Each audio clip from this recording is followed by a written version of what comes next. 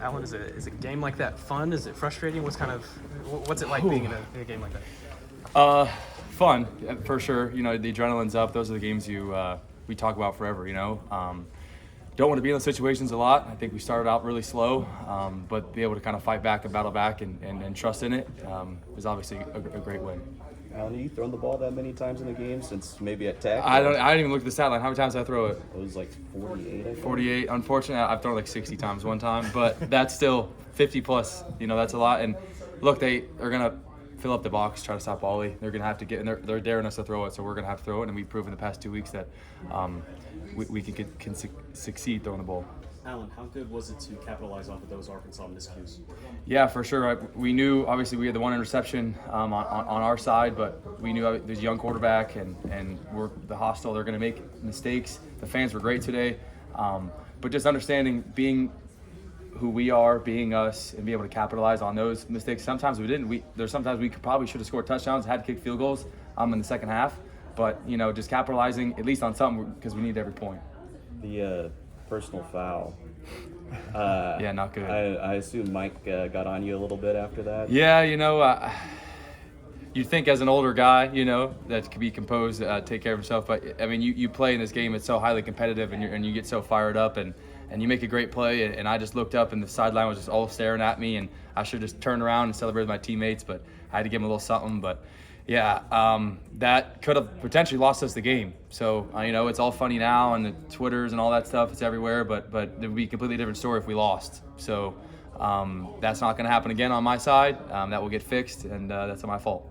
What do you think of Jake's big pass down the field? Yeah, it was good. He was so wide open. I just didn't want to overthrow him. You know what I mean? And we worked on that for a couple years now. I think we ran it last year and it was covered. But no, I mean, he was wide open, put it on him, and he's actually one of the fastest tight ends we have. Like that guy, the defender took a bad angle on him. He almost kind of ran out of him.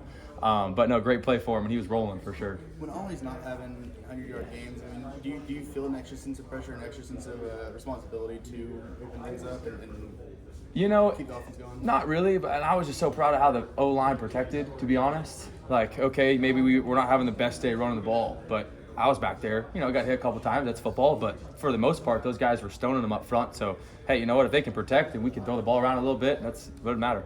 What do you think it says about this team that you can be in the position you were at halftime and be able to just be mature and handle that and come out strong in the second half? Yeah, I think that attests to who we were last year and the culture we built onto that. Many times last year we came from behind, we're down, things weren't going our way, and we found a way. I don't think there was a guy in the locker room that believed that we were going to not win the game.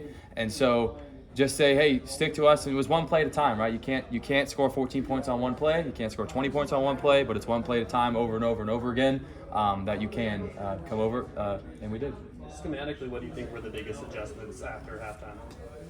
Yeah, we kind of switched a little bit of the mid zone. Inside zone wasn't really working well for us, and obviously our counters were hitting well. But those guys, that's a great defense, right? Those are big boys up front.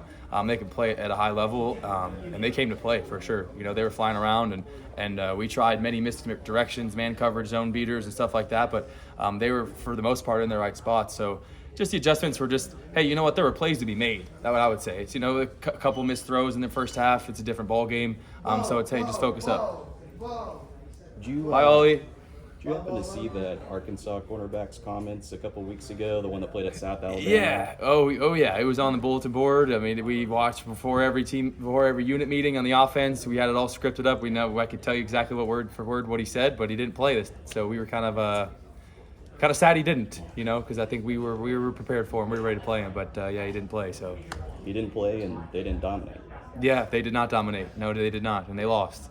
Mike said that Thanks, Colin Alan. went down in the first half and came out and coached the second half. Mike said he could be out maybe for the season. I mean, what does that do for this locker room, just having that presence off the field for the rest of the season? Yeah, Co's an unbelievable player, and he's one of the best players on our team. So I don't know exactly what happened or what's going on, but we're gonna pray for him and hope he gets better. Alan, sorry if you've already been asked about this, but walk us through the flea flicker then. Oh,